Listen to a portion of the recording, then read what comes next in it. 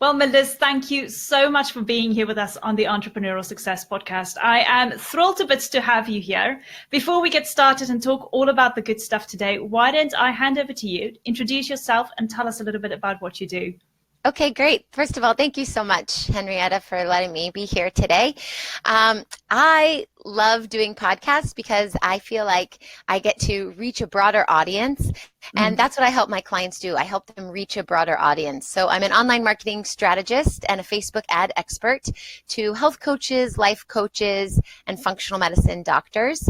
And I really resonate with this group of people because I myself used to be a health and life coach, and I grew my company through social media.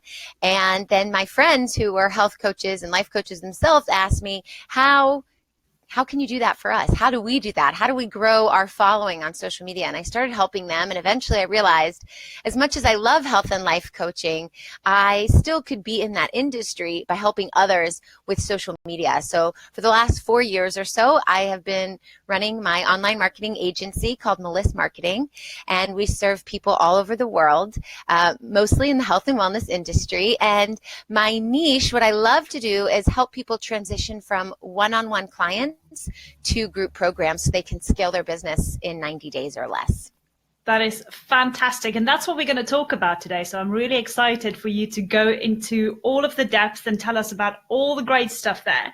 But before we get there, tell me a little bit about how you got started in your business, because I always find that there's this kind of thing, pivoting point in your life, or at a point in your life where you felt, listen, I've got to take this leap of faith and I want to do this and I want to start my own business. What was that moment for you, and how did you get started? So I'm a little bit different from the typical entrepreneur in that I've been an entrepreneur since the 3rd grade. And Oh my I made goodness. friendship bracelets on the playground, and I sold them to my friends for $3 each. And ever since then, I've just always been in my own business. But I'm also really intuitive, and I like to do things from a place of passion where it feels right. So I am not stuck in something. If I feel it doesn't serve me anymore, I let go and I move on to the next thing. So when I first became an adult, I guess, I led a dance company, and I'm a dancer and I just love it. It's my passion. And then that moved more into yoga, and I got trained in yoga, and I had a yoga company. And then that morphed into DJing, because it's moving and it's music and it's getting people involved. And that health component still was missing. So then I became a health coach.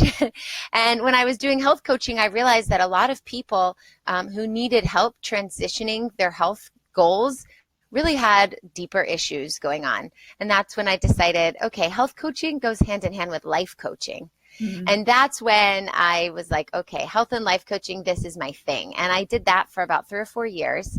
I'm a single mom of 2 boys, so I needed to have something that allowed me to work, make an income, also make an impact. I feel like I need to have something where it's coming from a point of purpose, but also be available for my kids and be the chauffeur and the chef and the maid and take them to activities and pick them up from school if they're sick. So entrepreneurship has really been the only way for me since forever. And then, like I said, the health and life coaching just grew and grew and grew through social media. And I basically became a marketing strategist by doing my health and life coaching company. And then I helped other health and life coaches and functional medicine doctors. And here we are today, 4 years into the agency, and all of my clients are still the people I love to be surrounded with, which are people of inspiration, people who encourage other people, who've gone through life struggles and used it as like this motivation to inspire others. So I'm still in the health and life coaching industry, but just on the backside, helping them reach more people instead of helping each person achieve some success on their own. Yeah. Oh, I love hearing your story. It's so Thank you. inspiring in so many ways as well, because for the majority of the part, I think a lot of people go through the stages of being stuck in the corporate world and then decide they want to take that time, that leap of faith, and they want to make, a difference. They want to make a difference, not just for themselves, but they want to go and do something else to fulfill their passion. But it's so different to hear your story as well as to your, how can I say, is it your mindset that is a bit different then from a young age? You had that kind of experience and that just kept the momentum going for you up until a point where you was like, I'm an adult now. I'm just going to keep on going being an entrepreneur. Yeah, I never felt like I need to be in the corporate world. There was one time, I don't know, 10 or 12 years ago, I had two little tiny kids and I needed some extra income in addition to what I was doing as an entrepreneur. And so I went into the corporate world. It's opposite. A lot of people are in the corporate world and then they leave it to be an entrepreneur. To me, I am an entrepreneur. And if I needed to make an extra income, I'd pop into the corporate world here and there if I needed. So I did insurance work. I was just like typing stuff up in insurance, and it was the hardest 6 months of my life, and I hated it. And when they fired me, I was like, yes, this is not for me. So, oh my gosh. It's not true to my heart, and I can't do things that I'm not passionate about. I just can't. Oh, I agree. I absolutely agree with you. Yeah. Why don't we jump into the fact that you want to talk to us about group programs, and in particular, how they can help you and your clients.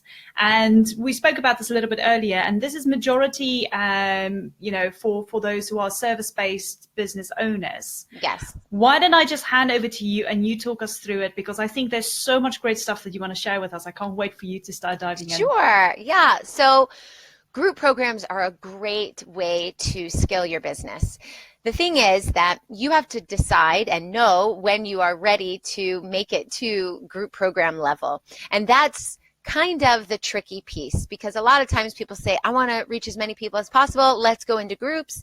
If they don't have a following or they haven't done client work one-on-one yet, then that's pretty much too soon. And what happens is they grow too fast. They might have some systems in place, but not the foundation, and it'll come crashing down eventually. Or they'll put all of their effort into promoting a group program and no one will sign up for it, and then you're stuck. You're like, well, I've wasted all this time and money and effort to create something. And then also you get stuck in this mindset. Maybe I'm not good enough. No, maybe no one wants to work with me because I didn't get anybody in my program. So this is what I do. I like to help people decide when they're ready to move to that next level, and then help them create the right environment online, have all the marketing and promotions in place so that when they're ready to launch their group program, they can do it with ease, and then they can scale their business. So yes, it's for service-based businesses. I generally tend to work with people who are building a personal brand. So these are people who can take a selfie of themselves, and people are choosing to work with them because of who they are, as opposed to products like buy this vitamin or supplement. And I like doing that because it's authentic. Yeah. And that's really how you grow your groups, by being authentic and finding people in your tribe online who have similar things to not only you as a service owner, a service provider, but also to the other people that you're putting in the group. So you want to have some sort of commonality between everyone. So I love group programs because it helps you as an entrepreneur, as a business owner, and it also helps all of the participants. And it's a really beautiful thing to see. When you have a group program, you're creating a community. And when you create a community, people can lean on one another for help. There's a lot of support and encouragement. There's a lot of accountability in there because, you don't want to be the one person in the group that doesn't do what you're supposed to do. So you kind of feel like I have to do this. Someone's watching me. That accountability really gets you to a place further on than you would have in your journey if you had done it alone. And also in a group, you have not just the facilitator, who would probably be you, the business owner, teaching a lesson. You also can take input from everyone else who may have had similar shared experiences or completely different experience that can relate to this.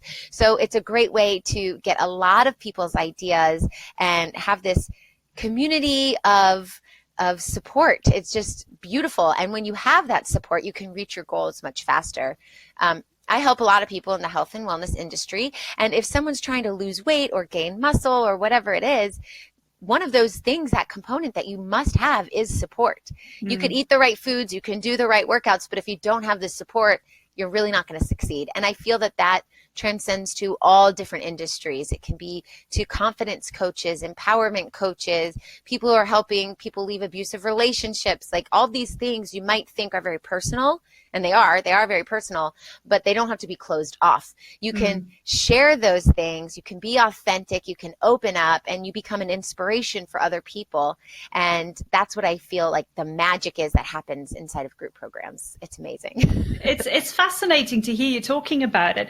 But at the same time, if I may just jump in and ask here, Sure. because of the online world, I mean, there are so many different programs available, platforms, and to do it. From your experience, and maybe if you have a couple of examples that you want to use, what would you say consists of or consists inside a group program? What would that kind of look like? Well, for people who have a lot of clients that are one-on-one and want to transition into group programs, it would look like almost the exact same thing. And this is the beauty in scaling your business. So let's say you're maxed out, you have all the clients you can handle in a week, and maybe that's 15 clients in a week.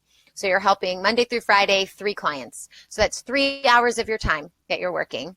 And if you have a repeatable process, which you should in your business, then you're going to probably be covering similar things. You're going to take in what your clients are dealing with and help them individually. But most of them are going to be going through the same type of things, or they'll be in the same stage of their issue or their business, whatever type of coaching that you do. And so when you take that one-on-one call and you do 15 of those a week, if you wanted to scale your business, the only way to do it is to take on more clients. But there's only 24 hours in a day, and you can't take on any more clients because you have a social life and you have to create content and you might have kids to take care of. So the only way to get more people in the door is to have maybe 3 or 4 people in a group at a time. So if you have 4 people in a group, let's say, then you're spending that 1 hour instead of 4 doing the same thing, and you're getting paid 4 times for that 1 hour. So it's a great way to scale your business, but you're basically covering what you'd cover on the one-on-one in a group setting. Yes. So yeah, whatever that lesson is that day or that topic you were going to cover, you'd cover it with like a classroom of people. And the cool thing about group programs is that you can offer it to just 4 people and have a very small, close-knit group, or depending on your industry, you can have 25 people in a group. And it really depends on what you're working on. You know, if you're working on something very sensitive, like I have an empowerment coach who deals with sex and relationships, you probably don't want to be talking about your sex life to 50 people. But if you're in a workout group and you only have 3 people and one person might not be working out, you don't have as much accountability than if you had 50 people and you see everyone's working out. So it really does depend on the industry, but you can make the group very unique to however you need to operate it. And you can also do more than one group at a time. So if you feel like these 3 or 4 clients have a similar issue, put them in a group, and these 3 or 4 clients have a different type of issue, put them in a group. You can really bring people together, and it makes your time on the phone or video chat is how I recommend doing groups, just more exciting, and you cover more things, and you see people's reactions and their facial expressions, and then they even create their own relationships behind the scenes. You can create accountability partners within the groups. So I myself am in a group right now, and I have an accountability partner. We text each other, so you make friends, and it's just amazing. Yes. No, it is. Definitely, I agree with you. My question as well is for people who are coming to you as a student to get coaching from you. Would they possibly then say, well, listen, I'd rather prefer to have a one-on-one coaching with you rather than in a group? Right. What would you say would be the benefits for them to really go into a group coaching program? Well, I do help people one-on-one, and I do offer groups a couple times throughout the year. I think that it depends on the person. It depends on their goals. It depends on where they are now, because my job is to fill in that gap. You'd figure out where they are now and where they want to go. And whatever that pathway is, that's what I do. I provide it. If the best way to provide that is one-on-one, then we're going to go one-on-one. If the best way is group, then we're going to go to group.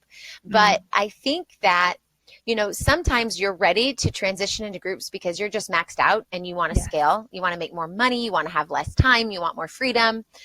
But sometimes creating a group could happen just out of the blue. For example, I speak to several prospects all the time throughout the week. And last week I had 4 people who had a similar situation. They couldn't really afford the one-on-one, which generally one-on-one is more expensive than group program for your participants. And I really wanted to help them because I felt that they had the drive to do it, and really finances were the only thing keeping them. So I didn't plan on having a group right now. I wasn't opening my group again until March, but the 4 of them were so similar in their struggles and what they were trying to accomplish. I thought they could really help each other out. So I just offered to them and said, hey, how about I'll lower the price a little bit and we'll get you here in a group. And it was just out of the blue. And if they say yes, then you're still making more money with less time, but you're also helping your clients in a way that they need help. And another thing that you could offer is if you do have a couple one-on-one clients and you're offering a group simultaneously, you could offer the group as a bonus. So you're still doing one-on-one groups, one-on-one client work with your client, but they're also getting the benefit of the group. And it's a bonus for you to say, we'll still do one-on-one, but you also get this awesome support in the group. So it's like a win-win all the way around. That is so good. Yeah. I mean, just as you said, I was like, of course, it's something I never even thought about. No, that's really fantastic.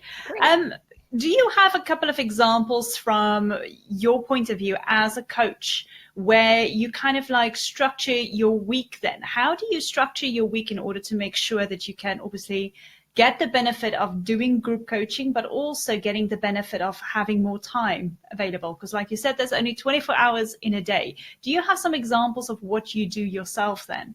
That's a great question. Yes, time management, so important. I just did a podcast on this, actually. Can I plug my podcast here? Oh, you're more than welcome to. So yes, marketingtipswithmeliss.com. And I just spoke about time management a couple episodes ago. And it's really being structured and sticking to your schedule is really, for me, how I grow so quickly in my business. So basically everything gets on the calendar. And if it's on the calendar, that means it's gonna get done. You have to think of it like you're a student in school and that is your assignment that the teacher gives you. It's on the calendar, you have to do it. And then I structure different days to be different things. So one day of the week is content creation. I don't take any client calls no matter what, and I create my podcasts for the month, my emails for the month, my social media posts for the month, my blogs, my articles, like everything you can think of for content creation, only on that one day of the week. Then another day of the week, actually 2 days of the week, are client calls or prospect calls. And that's where I'm taking on new clients and doing sales calls and trying to see if we're a good fit. And then the other days of the week are taking care of my clients. Now I do take care of them throughout the week on emails and everything, but that's the days that I schedule my calls for my one-on-ones and also my group programs. So you have to be very scheduled, very structured to make this work. But the cool thing is, as an entrepreneur, you go into business to be your own boss and you get to make your own schedule. And if my child gets sick, no matter how many clients I have on the calendar, my child's first. And so I'll message to my people, I'm so sorry, we have to move it, and then we move it, and it's not a big deal. But also when I create a group program, I look at the calendar and this last group program I wanted to do Thursdays at 11 a.m. for 3 months. And I looked at the calendar and I wasn't available every single Thursday at 11 a.m. But it's my business. I could do whatever I want. So I say we meet Thursdays at 11 a.m. with some exceptions. I went through the calendar. This week it's a Tuesday. This week it's a Monday. As long as you let your group participants know when you're meeting, then it's fine. And I like to create a calendar in Google of the meeting times for the group and share that calendar with the group. So all they have to do is hit enter, accept, and all of the times are on their calendar. And if I have to change things or whatever, I can change it on that main calendar and it automatically gets changed in my client's calendar as well. So as far as getting more time, you just have to be structured with where you're taking the time, and you can also schedule in free time. You can schedule in me time, or, I make blocks in my calendar. I'm busy for these 4 hours. I don't know what I'm doing yet, but I'm busy. And so you have the power to schedule however you need to make it. And that is the freedom that you get from group programs and from entrepreneurship in general. That's fantastic. Oh, thank you so much for sharing that. I've got one final question for Sure. you in particular, because I'm getting this question a lot as well. And I just like hearing the different variations, seeing you're a coach yourself as well. Now, sometimes when I get coaches approaching me, the one question that I always get is, what is your kind of top strategy in order to get clients for your business? Because it obviously starts with you having that initial call with them to see if they are obviously a good fit for you. But in order to get people to come to you, do you have like a top strategy that you're using in order to go out there and get more clients? Okay, yes, I'll break this down for you. Oh, please do. Okay, there are 4 pieces to getting clients and getting more traffic. The first piece is your content creation. This is the strategy that, to me, takes the most precedence, because this is you putting yourself out in front of the world. I say this all the time. They say if a tree falls in the forest and you don't hear it, did it ever fall? To me, if you have no content and you don't put anything out online, do you have a business? Nobody knows about it. No one hears you. No one sees you. Nobody knows anything. So your content strategy is really important. And you have to make sure that everything you're posting is completely in line with what you're offering. And you want to make sure that you're using the language that your ideal target market will understand so that they can connect to you. And you want to make sure that if you have an offer, it makes sense. It's something that they need. Yes. And you are you conveying that well in your content. So once that strategy is consistent and it's in place, you're good. The next part is your lead magnet. This is something that you're giving away for free or very, very low price point to get people on your email list. You have to build an email list. If you don't have a thriving, active email list, you don't have followers who can connect with you and you can nurture them behind the scenes. It's not the same as having likes on Facebook or on Instagram, because you can't really connect with them unless you're personally messaging every single one of them individually every day. So you want to have an email list and you lead magnet. Once you have that system in place, we can go to the third system. And the third system is your sales funnels. And these are the series of landing pages that take your customer on a customer journey based on the actions that they're taking. So if a brand new person comes to you, you're not going to offer them your $10,000 signature package because it doesn't make sense. But if a brand new person comes to you and you offer them something for free or $10, it does make sense for them to opt in for that. And then you can nurture them through all the different programs and offerings that you have. If you have all 3 of these systems in place, then you can run Facebook ads. And the biggest misconception that people have when they come to me is they say, we want to reach so many people. We need to run Facebook ads. We've tried it ourselves. We've thrown away money. Facebook ads don't work. And I ask them, do you have these first 3 steps in place? And they always say no. So they're running a Facebook ad to their website, which is not the way Facebook ads work, and you will waste money. So the best way to get clients in are to build these foundational systems, make sure they're in place, make sure they make sense, you have good messaging, and most of all that you're being consistent. And then that Facebook ads are your paid strategy.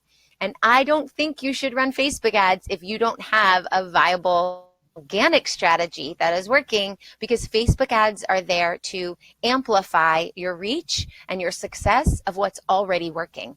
So if you have something that's not working and you put some ad spend budget behind it, you're just amplifying the fact that it's not working. And you might get 1 or 2 people in there because it's a numbers game. But you need to have a good organic strategy. So that looks like having a good cover photo, having a good profile picture, content posting consistently, engaging with your clients, private messaging people on the side, taking interest in what other people are saying, not just popping into their message, hey, buy something from me, like really being interested in what they offer, going into Facebook groups, offering lots of value. Don't do any salesy posts, but this happened to me in my business. This is what I learned from it. Here are a few things. And then you'll position yourself as an expert and people will start to flock to you. As you can create this consistency and this momentum, eventually something will shift and you won't have to keep searching and reaching for people. They're going to start searching and reaching for you.